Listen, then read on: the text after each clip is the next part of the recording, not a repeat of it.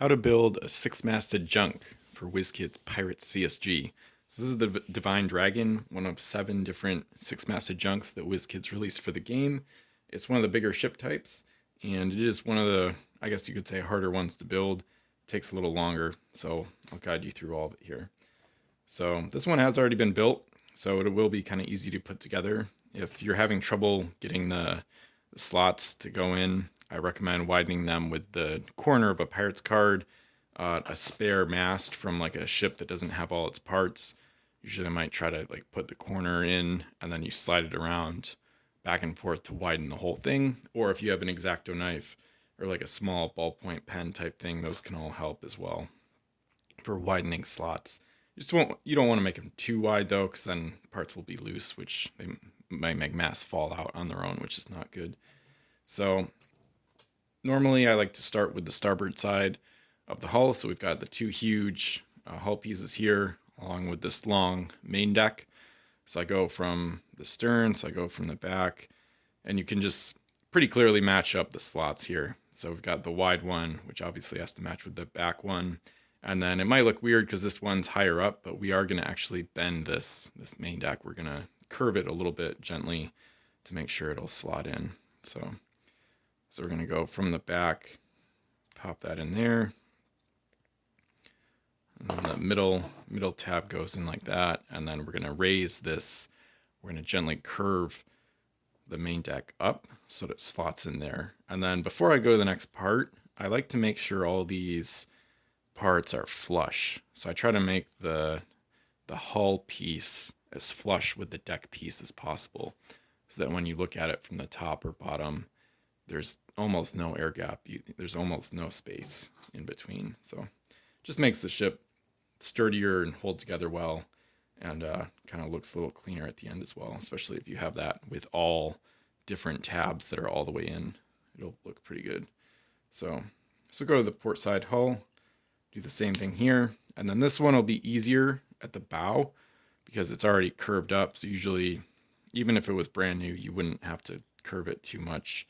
Might have to make a slight adjustment, but not very much. So, and actually, I do recommend, actually kind of messed up, this part is best to put in next. So that's a typical, I don't know if I would call it a mistake, but a typical thing with junks that's good to keep in mind. The 10 Masters have it as well.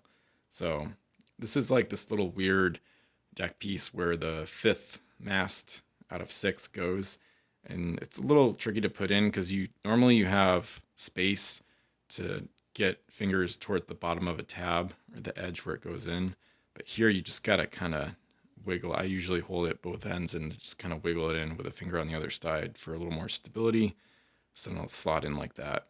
So the skeleton of the hull on one side will look more like that for the 6-masted junk.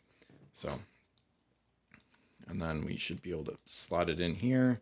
Now we're going to have four tabs going in instead of 3 on this go round. So it might be a little bit harder at the stern to pop this one in, but usually it goes in pretty well. So, and you can also do a variation where you go from the bow and then have this put in to both sides right before you attach the stern of the second hull piece, but whatever preference you want, really. And then for the quarterdeck, I recommend being careful. It's not as bad as the 2-masted junks, but I do recommend maybe widening the slots a little bit, especially if you have any trouble at all, because you can actually break off these tabs. So you could widen that if you want to. This one's already been built, so it goes together pretty easily. So now we've got the aftmost deck, so like the quarterdeck or the poop deck on there. And now we've got the bases of the ship all set.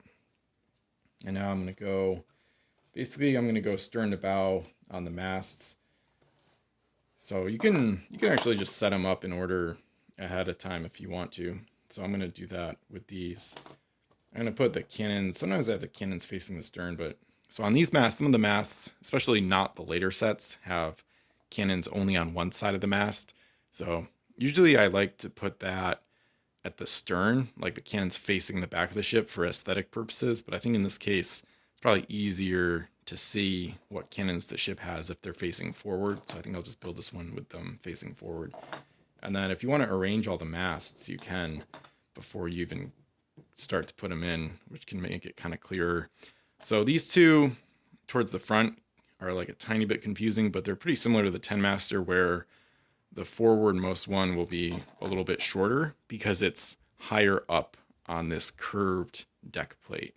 So it's going to go in there, and then that one's going to be the second mast. So the longer one has more of a distance from the bottom of the deck to reach the same height or a similar height, so it's a little bit taller in terms of the tab. You can see a little bit of extra mast height there. And then these ones, you know, they're at the front because the curved deck is at the front, and these ones have a little bit of they have a diagonal tab compared to the mast, so they're not completely perpendicular, the tab and the mast, but these two are, so they go at the back because they just go into flat deck pieces. So we'll just go stern to bow. That one goes at the very end, and then this fifth one goes into that extra little deck.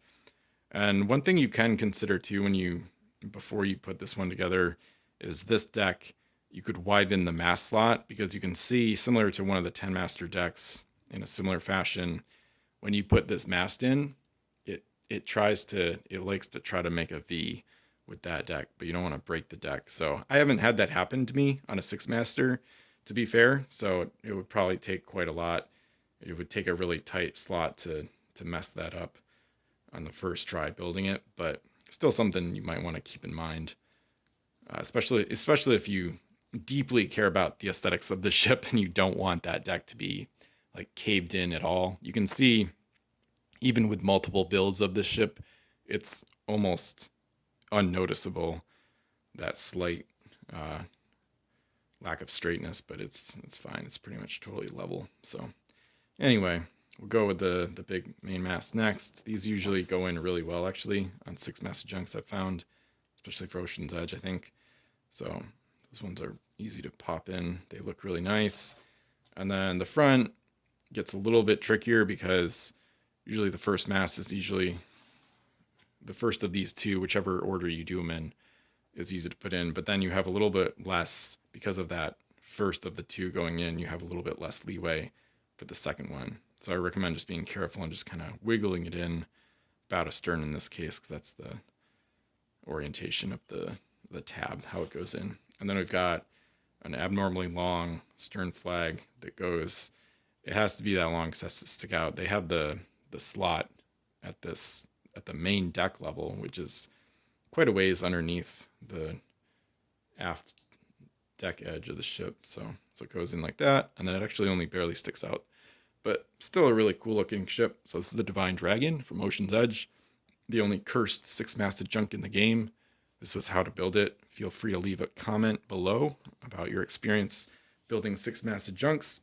And if you have any tips or pointers that you can share with the community as well, I'd appreciate it. And leave a like.